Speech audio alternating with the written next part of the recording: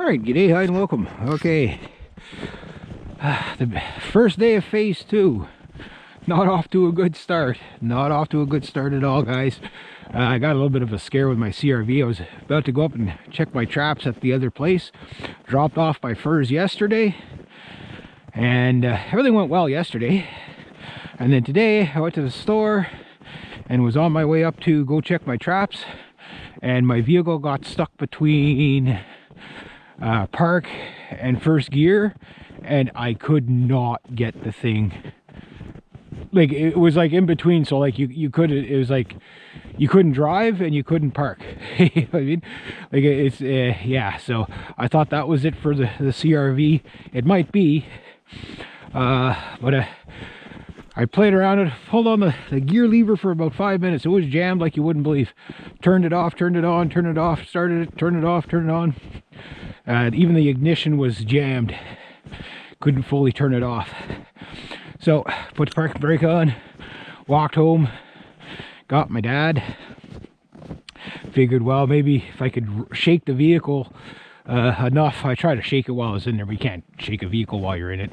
So I figured, well, maybe I'll get him in there and I'll rock it back and forth and maybe it'll go into gear. Get in, boom, into gear goes. No problem, drove it home. I checked my transmission fluid, but although it's not the cleanest stuff, it's full. I mean, so I don't know what it could be. Maybe it was just frozen. Maybe I didn't quite click it in gear, but I know that transmission is getting pretty weak anyway. The torque converter, you know, like if I park on a hill, you know, I put it in park, it goes clunk, clunk, clunk, like it'll start to roll back a bit. So I know the torque converter's kind of going. Maybe it's just the transmission fluid's so dirty that it needs to be changed, but who knows, right?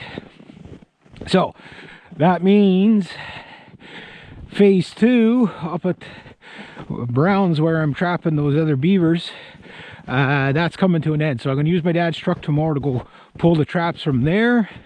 So it's just, I don't want to get stuck up there. That's a 4-mile walk out. Well, maybe 2 miles. No, that's more like 4 miles. So that's pretty far, you know, it's pretty far. So 6 kilometers there, 6 kilometers back.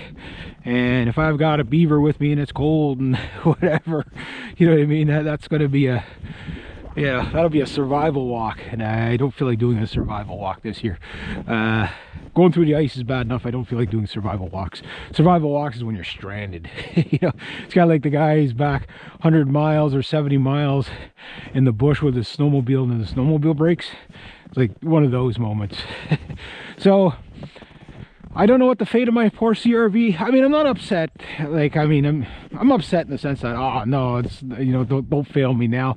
Everything I have is broken, breaking down, or about to break. I get that, but you know, and I got such a good deal on that vehicle, $400, and it owes me nothing. You know, it's got 400,000 kilometers on it, 400 plus, almost 5. So it owes me nothing, right? But you know, I got a bit of affection for that vehicle because that vehicle has served me well up to this point, and now it's like I know it's on its way out at some point, you know, and obviously it's not worth putting any money into it, like, to fix it. I mean, you know, here's a $2,000 transmission job for a $400 vehicle, you know, which I don't have $2,000. And you know, what kind of vehicle can you buy for $2,000 if you hunt around? My goal with this vehicle is the same as my van, was to have enough money put away so that when it does die, I could just buy another vehicle. But here's the kicker. I don't have hardly any money coming in. So what happened with the van was I had bought the motorcycle, which is now broke, but that one I'll get fixed up. I'm not worried about motorcycles. Motorcycles are different. It's just a matter of time before you can fix them. But like anything, you know, is it worth to put money into this? You, like, when you buy a vehicle, and you buy a vehicle you like, and here's why. Like, some people, I just want something to get point A to point B. Don't do that. Get one that gets you point A to point B, but get something you like, because you're going to have to put money into it anyway, especially if it's a $500 beater or $400 beater. So, you know, Like, again, I have no complaints about this vehicle, but my fear was that I was going to have to tow it, and that would have been, I don't know, 150 bucks, even though it's like right there. So it's the question is, do you say, okay, give me 100 bucks and you can have that vehicle for parts? Or which might have, you know, like, again, if I would have called the tow the garage here and say, okay, come and get it. When my dad and I went back, like I say, the plan was to rock the vehicle to see if it would go into gear, or see if we could get it at least into neutral if the transmission was done, and he would tow it back with the truck. But if you know, it was something as simple, well, I don't know what it is. Maybe the transmission was partially fluorosed. I know when I park on a hill, again, it you know, you got to really hold the brake, but when you put it into gear, maybe I didn't have it quite into gear and it jammed in between. But if it's just something like that, something that I could live with till I get my next vehicle, whatever that's going to be, okay. But, you know, like, I don't want to, here, you take the vehicle, give me 100 bucks, and then, oh yeah, that vehicle's fine, and he turns around and he sells it for 500 bucks, you know. I have to buy my own vehicle back, you know, because it was like, it was just jammed. I checked the tranny fluid. It was dirty, but it was full, so I don't know if it's a good idea to change the transmission fluid on that. And obviously this time of year is really, working outside on a vehicle is not my idea of fun. If I can make it till spring, I'm about halfway. If I can make it till spring, another 2-3 months, I'll be okay. You know? But if I can find another vehicle, that'd be even better. Some sort of a backup. But anyway, that's how my day started anyway. So kind of a bit of a semi-stressing day. Like, I mean, I'm at peace with it. It's just it's that final insult of having to pay for the towing. Is, you know, that's the money that could go towards another vehicle, right? But like I say, 400,000 on it. When I bought it from my cousin Jordan, he goes, dude, this thing has never left me anywhere, but it's gonna, you know, like, he says, I just don't want it to. He goes, it's been a good vehicle, whatever. And then of course, when my boss had it, or his wife had it, obviously they took really good care of it. So, but with 400,000 on it, you know, how long is it gonna last, right? So yeah, that's where I'm at. So that vehicle will be staying fairly close to home. Like, it's different if you have money to throw at stuff, but when you don't have money to throw at stuff, then it just is what it is, right? So that's gonna change my trapping quite a bit, where I don't know where I'm going to trap the next set of beavers, because I have till, I guess, well, today's the 20th of January. I bet you there's a dead deer up there. All that noise, all that ruckus.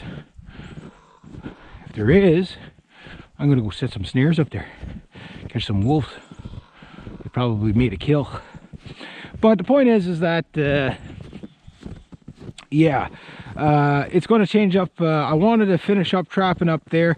I don't think there was going to be that many beavers up there anyway, but that's still, because I can't rely on the vehicle up there, and I really don't like borrowing my dad's vehicle unless I necessarily have to. I hate borrowing other people's vehicles. I just hate it with a passion, because if it's going to break, it's when you borrow it. That's when it's going to break, right? So I don't want that to happen. So what I'm going to do is move my operation back to here for the Operation Beaver Munch Mace X-Trap Smashdown. I'm going to have to go for the third beaver dam, which is way up, and I'll see what I can get done there. I can hear him. I can't see him. Bet you there's a dead deer back there. They don't make that much noise unless there's something to chew on, right? So anyway, point is that second phase has been altered. So I had a plan of what I was going to do. Now it's like, okay, well, I'm not doing that anymore. You know, but that's trapping, isn't it? Well, that's life, isn't it? You know, a little bit of extra snow today too. Got about 8 inches of snow. Not like out the poor buggers in Newfoundland there. They got like 6 feet. 3 to 6 feet, that's what they got. Yeah, but that said, all my traps are going to be covered now, so But the good news for the trapping thing is whatever I catch, there's no panic to get it all done, because enough already. What a horrible sounding bird. See, I'm going away and he's still yelling. He's making more noise. He's getting louder. But the thing is my next fur pickup is not till April. So I still have that 62-pound beaver to send out. He wasn't quite fully dry. I'm leaving him in my basement in the cold storage until he's 100% dry. Then I'll put him back outside, which all my furs from this point on will be dried in the house first. I know it's a bit smelly to do it that way, but as soon as they've been dried for say 3-4 days and they're like a piece of cardboard. That's not my track. I just realized that. That must be my uncle's. Yeah. Yeah. Because, yeah, that's right. This is my track from yesterday. So it's like, okay. But anyway, the point is that...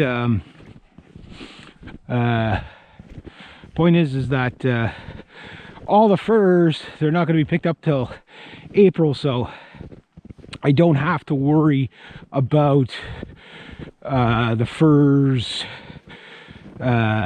you know, rushing to make sure that they're ready to go. They're going to be ready to go. I got a fur harvester's auction, big burlap sack there, or not burlap, but the fake burlap. Got a couple bags.